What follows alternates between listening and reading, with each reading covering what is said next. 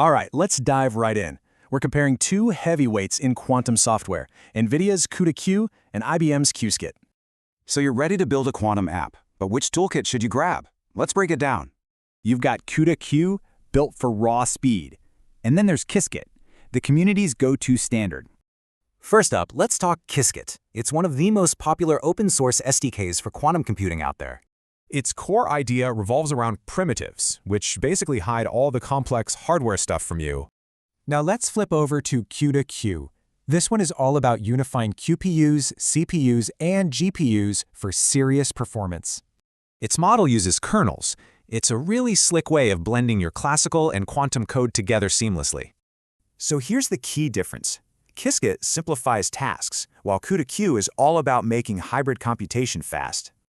And when we say fast, we mean it. That GPU integration makes a massive difference in simulation speed. A 180x speedup. That lets researchers tackle problems on a scale that's just impossible with CPUs alone. Okay, so what's it actually like to use them? Well, their ecosystems are built for very different jobs. This chart really shows the split, right? You can see the clear differences in focus and how they access hardware. CUDA-Q has this awesome write once, run everywhere philosophy, so your code isn't stuck on one type of QPU. And they really mean it. It already works with about 3/4 of all public quantum processors out there. QISKIT is super flexible too, using plugins called providers to connect to all sorts of hardware, even competitors. Which brings us to the big question.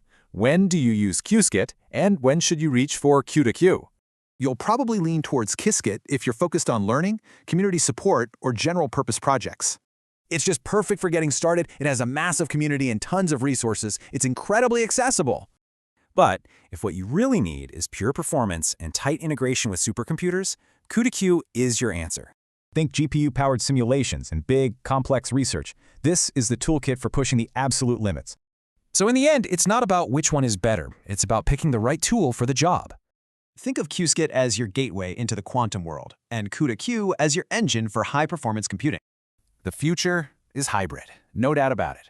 And honestly, we're going to need both of these incredible platforms to build it. So now you know the difference. The only question left is, what amazing thing are you going to build?